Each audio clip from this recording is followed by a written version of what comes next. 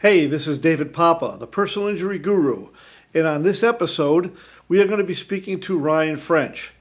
And what Ryan does, other than produce this show, and does one heck of a job doing it, he also had time where he was a 911 dispatcher. And he had some experience with that. So we're going to talk to him about that. Find out when someone calls 911 and puts that into motion, what the next steps are. It's going to be important to hear that because sometimes even when you call 911, they can't locate you exactly, which leads us into the second part of our show with Ryan today. We'll be talking about the GPS tracking systems and how you can have one either on your car or on your phone. And they're very important to have, especially in this day and age where they're very inexpensive and they're critical if someone gets into a car accident and you just don't know exactly where you are at that time. People have accidents where they run off the road.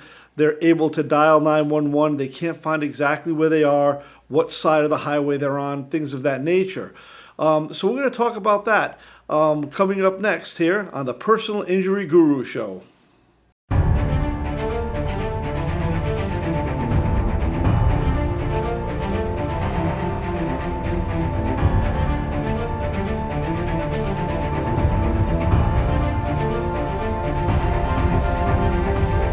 This is the Personal Injury Guru Show with attorney David Papa. Welcome back to the Personal Injury Guru Show. I am David Papa, and today we're going to be talking to Ryan French. We're going to be talking about three separate issues. The first one is that he is the one that's been responsible for the production of these podcasts, which is exceptional. The quality is outrageous. And we're going to be talking to him about the fact he was a 911 dispatcher at one point for a short period of time. And then we're going to get into a little bit about the GPS tracking systems. How you doing, Ryan? I'm great. Thanks for having me. It's kind of weird being in front of the camera instead of behind the camera. It is. I'm used to seeing you on the other side when I'm talking. Yeah. Before we start, let people know how you do this production because it's amazing. It's really something. It takes a lot of work and it's a team effort. I have Malik behind the camera and he's been helping me on these productions and I can't do it without him. But, we set up multi-cameras, camera 1, 2, 3, and we have a switcher, audio mixer to handle both of these mics. 90% of it's the setup. Right. Once we get everything set up, we can kind of roll through these episodes. And we actually record multiple episodes in a day. Right. And release them over time, but at least 2.5 hours of the day is just setting everything up, getting all the lighting to work. So it comes with experience and having a good team behind you. Well, that's something you mentioned, the word experience, and throughout every one of these podcasts, experience. I can't say enough about that because your experience doing the shows, and it's very important if someone wants to hire Ryan. Certainly, how do they reach you? Well, you can reach me via my website. The best way to get a hold of me is through my website and email, just because, for example, if you try to call me right now, I'm in the middle of production. I'm 100% focused on you as the client right now, right. And I treat every client the same. I'm not going to be taking phone calls and trying to score other business while I'm in the middle of dealing with production. Right. So email me is the best. My website is tbvideoservice.com, and it'll be on the screen there. My direct email is ryan@tb. T is in Tango, B is in Bravo, videoservice.com. And then my phone number is 813-683-8287. But email is always the best way to get a hold of me, and I'll try to get back to you the same day. Well, I highly would recommend it because these shows have gone off without a hitch, and I'll tell you, it's been very good working with you.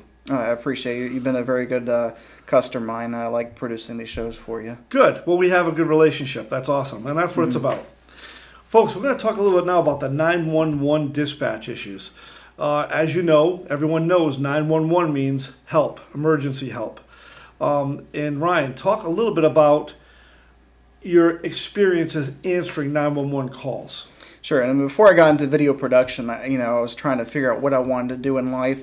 I produced some video content, but not seriously. But in 2008, I was actually a dispatcher in the Tampa Bay area, and I worked for a large police department. So I was on the radio, talking and dispatching the officers, and we rotated through different positions. So one day I'd be on the radio talking to the officers and dispatching calls, and then the next day I'd be on 911 taking the incoming calls for the city. And then there's other positions too, is dispatching wreckers and doing kind of in-depth criminal history checks, helping out some of the officers that may not have a computer at their disposal, but they'll get on the radio and ask for you to run criminal histories and stuff like that. So I rotated between those different positions. Okay, well, let's start and talk about when someone calls 911 that's been in a car accident. Mm-hmm.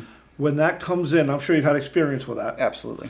Tell me a little bit about, put us in that kind of scenario. What are you experiencing and what's going on? Well, when you call 911, how it goes to what agency and what PSAP, which is a public safety answering point, which is a hub for all the 911 calls in the area. Every jurisdiction is different. Pinellas has their own regional 911 center, so chances are if you call 911, it's going to the county, and Right. they handle all the incoming calls for everything, including St. Pete and Tarpon Springs and Clearwater. Okay. Tampa worked, I worked for Tampa Police Department, but Tampa worked as just the city. Hillsborough County does not have a unified 911 center, so the city had their own call center. Okay. So when you call 911, and if it connects with a tower in the city limits, it will ring to the city department. And in Tampa, the police dispatcher answers the 911 call first. Okay. So the role of a dispatcher answering the first 911 call is to determine, is it a police incident, is it a fire, or is it a medical incident? And sometimes could be two, or it could be all three. Right. So in the event of a car accident, it's all three, typically. So the first priority is where are you? We need to know where you are, and even if we can see your location on our mapping system, we still need to verify. We need to double check. We need to know where you are. If you're on the interstate, we need to know what direction you are. Are you northbound on 75, southbound on 75? What exit are you near? Because that pinpoint location may not show northbound or southbound. And for example, if you're northbound and the fire truck gets on the southbound direction, they can't get to you because there's a big barrier in between. So they have to go around and make a big U-turn. So if we know that you're northbound, we can send someone from the south going north, and they can get to you minutes quicker Right. than sending the unit from the wrong direction. And So of course, time is of the essence we're talking about. absolutely. And so we need to find out where you are, and we need to find out how bad the accident is. Is it just a fender bender? Was it a low minor, fender bender, or is one of the cars on fire? Is somebody trapped? Those sort of things. And like you've talked about with other paramedics and firefighters on Right. this show, you got to triage and find out what kind of resources do you need. So just saying your location, I need help quick, not enough. You'll still get help, but there's a big difference between a fender bender and a extrication accident as far as Right. the kind of resources you need. And on the police side, we need to know if you're blocking traffic. If you're off to the side, then we kind of tone down a response, because responding lights and sirens, it does come with its own risks Sure it does. to the I'm sure it community. does, yes. So we need to know whether we need to send the cavalry or not. Right. I was going to ask you about that. How do you know? I guess you just have to feel it out with experience and Yeah. talking to these folks. Is it also important to keep them calm? I imagine some people must be very excited, especially Yeah. if they are trapped. Yeah. I know I'm claustrophobic. If I ever got trapped Yeah. in my car, if it was upside down, Yeah. I'd be a basket case. Well, most of the time when we've had accident calls, it's usually not from the person involved. It may be a witness. Okay. But we've had some people who are involved in accidents call yelling and screaming. And, as a dispatcher, you understand somebody is going through the worst experience of your day. But as a dispatcher, that's probably the third or fourth really frantic caller you've had that day, and you get used to it. So, I want to tell people that when you hear a dispatcher and they sound monotone like I am now, even when you're having the worst day of your life, it's not like they're not sympathetic to your situation at all. They really care about what they do, especially the people that have been in it for decades. We have to be that calming presence. We can't lose control. Right. Because if we lose control, then we amp up the caller, and then especially if somebody's bleeding a lot, getting them excited is going to make their blood pressure rise up, and that's Right. going to complicate their injury. So Right. you got to be cool, calm, and collected. when you're on these calls with frantic people, and you got to do the best you can to get the pertinent information out of them. So, it's easy to say when nothing is going on, but when you call 911, try to be as calm as possible. Listen to the dispatcher's questions and answer them fully. And a lot of people think that when you call 911, if the dispatcher is asking you like a dozen questions, that you're not. That's next question. Yeah, nobody's on the way. Yes. A lot of people a lot of people just say, just send the police, just send the fire department. Right. They might be already on the way because as smaller departments work a little bit different. The dispatcher answering the 911 calls may also be having a radio next to them. At the bigger departments, the job is separate. The roles are separate. So if I'm typing in an accident call, and we utilize what we call quick dispatch. If somebody says there's an accident at this intersection and somebody just got thrown from the car, I'm going to send what's called a signal 3. I'm going to say somebody thrown from a car, and it's going to be sent to that dispatcher right away. And the dispatcher is going to read over the air, we have an accident, someone ejected. And I'm still going to be updating that call while I'm asking the questions to the caller on the line. That's important to know because I've only had to dial 911 once. Mm-hmm. And I'll briefly tell you what happened. I was going over the Memorial Bridge, and I saw what I thought was clothes in the middle of the road. Mm-hmm. It was a young girl. And there was nobody else in front of me and a motorcycle on the side of me, and we both pulled over. I called 911, and you're right, the dispatcher was very calm. I need you to tell me what you're seeing. Yes. I said, there's a girl in the middle of the road. She's bleeding from the ears and the mouth and the nose. It looks like she was ejected from a vehicle or something. And I know at that point, I said, okay, help is on the way, but I need you to stay on the phone with me. Yes. And he said, see if she can respond. Don't touch her, but talk to her. So I sat and I talked to her. And I talked to her for quite a while until I heard sirens, paramedics, police, everyone coming. But during that whole period of time, he kept me on the phone until the police and the firemen were right next to me, and you could actually hear them.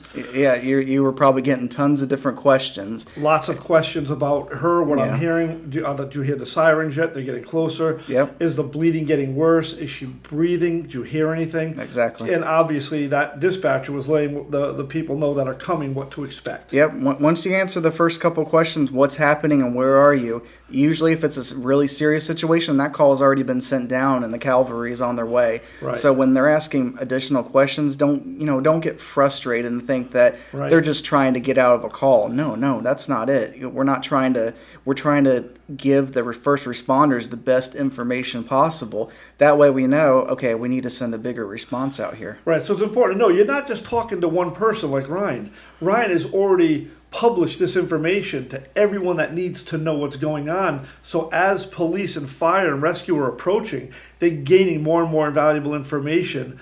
By the time they get there, they're pretty much up to date on everything they have. Absolutely. Information is key. Information, having the best information out there increases the chance of a positive outcome.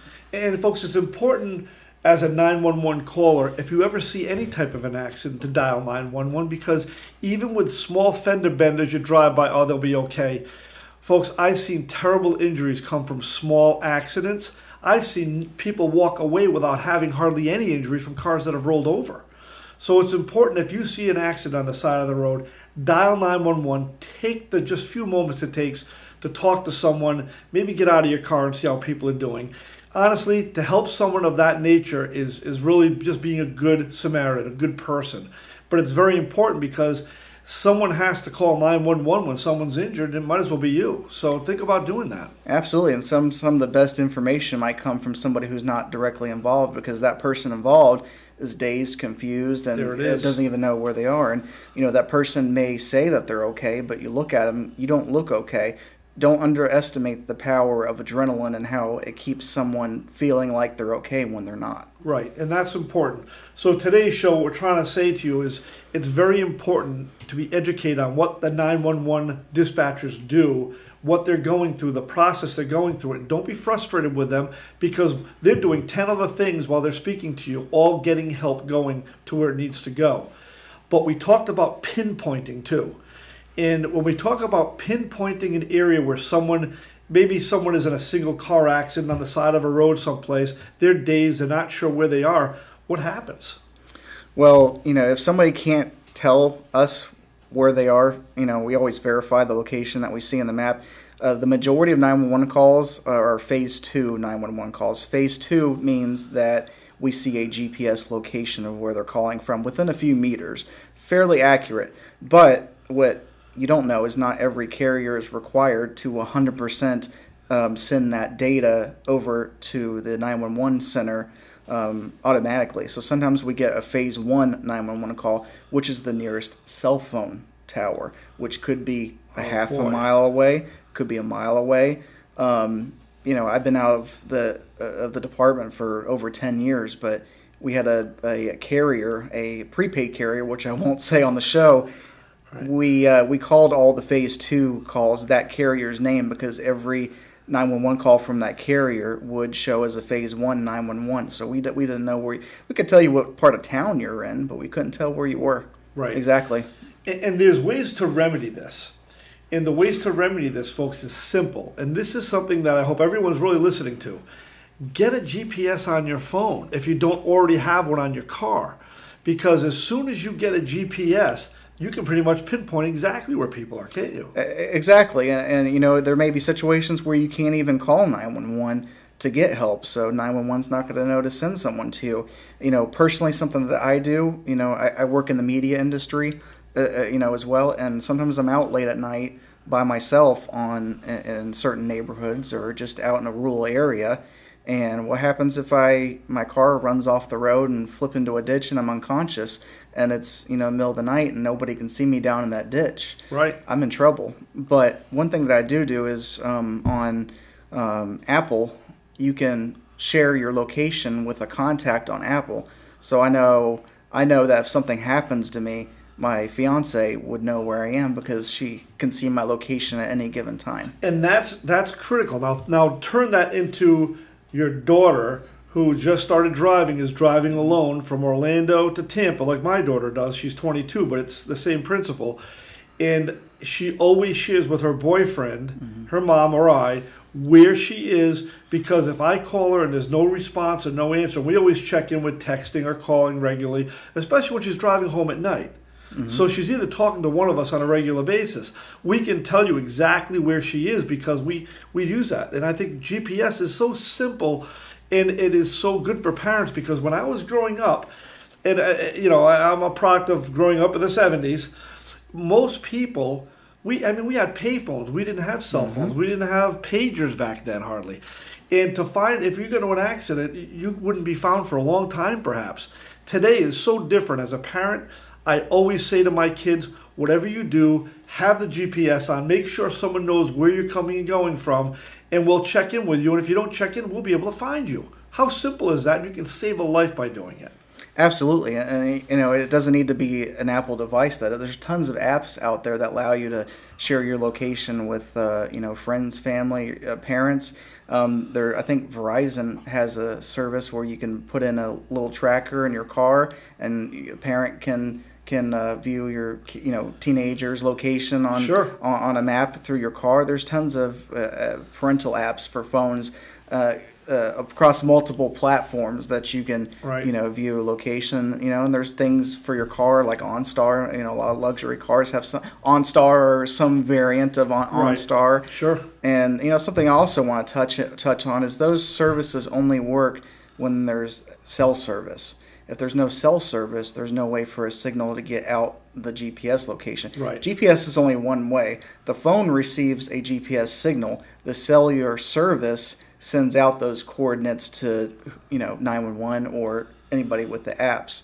So if you're going into an area without any cell service, like for example, I did a trip into probably the most rural area in Texas you can imagine. I had no cell service for 3 days. Wow. Absolutely none. Zero. What do we do?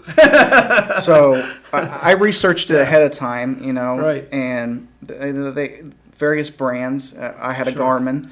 They have a little GPS. I should have brought it today. I should have thought. It's a tracker? It's a tracker, and you can share it goes through satellite, so even if there's no cell towers nearby, Right. it'll send it through satellite. Remember, cell phones don't work through satellite. Right. They receive the GPS signal, but they send through cellular towers. Right. But the GPS trackers that are out there, the standalones, work through a satellite subscription. So it doesn't matter where you are, you're going to see a satellite signal. So it updated every 10 minutes to my friends and family where we were on that trip. And if I needed to, there was a panic button I could hit on the GPS communicator, and it would send my coordinates in real time to emergency services and whoever was on my contact list.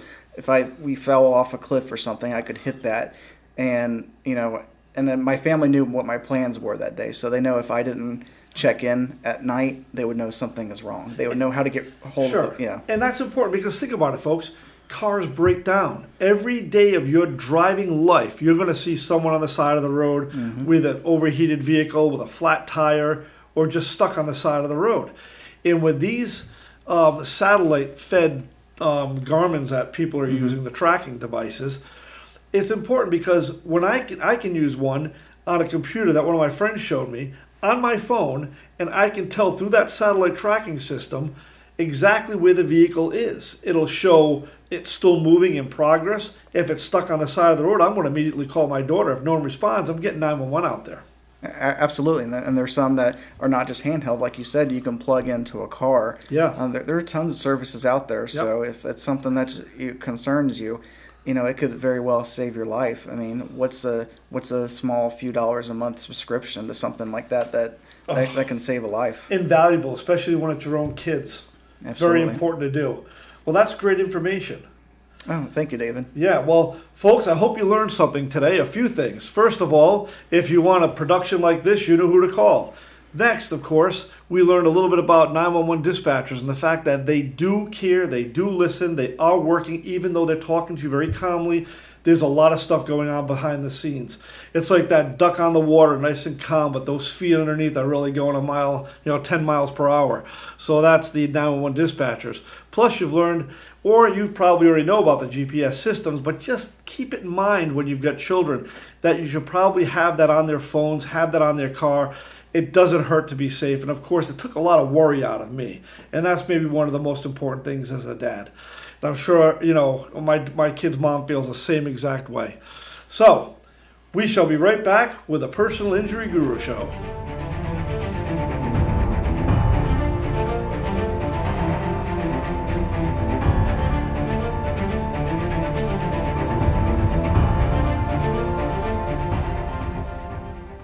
Welcome back to the Personal Injury Guru Show. Today, we did learn quite a bit. We've learned certainly that 911 dispatching is so critical, and for you as an outside party to call when you see someone else injured, because you're likely to be a little bit more calm and a little bit more objective. And of course, it's very, very helpful to help other people, and that's one of the messages we're trying to get to you. So there's too many people out there driving by with cell phones. Everyone has one. If you see an accident, don't be afraid to call 911 and get involved to help someone, because you don't know exactly how much help you're giving them, and it really could save someone's life. Also, we talked a little bit about the GPSs and the different tracking systems.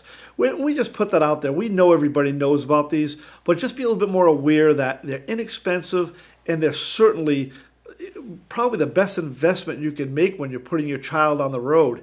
You want to make sure these kids are okay. And it's not just for kids. I had a mother who was 78 years old when I had to take her license away at one point because she got lost a couple of times. And I did not have that system in place. And I would love to have found her. The police ended up finding her and contacting me. But just think how it could have been so much easier for her and me had I had that system in place. It's good for elderly people, it's good for the young people, and it's good for all of us, because you never know when you're going to get stuck on the side of the road, and that's where all sorts of things can happen. So hopefully you've learned a lot on today's cast, and you've at least listened and consider maybe doing something like that with a GPS system. And if you're listening to us on YouTube, you can also watch us on YouTube. Or your favorite podcast platform, Google, Spotify, Pandora, or Apple. And if you have any questions or comments, you can always reach me at dpapa@papainjurylawyer.com, or just Google Papa Injury Lawyer and you'll find me. Very important to also hit the like and the share and the subscribe button if you do like us, because it helps us continue to grow, continue to educate, and that's really what this show's about. Well, we want to thank you for another episode, and we'll see you again on the Personal Injury Guru Show.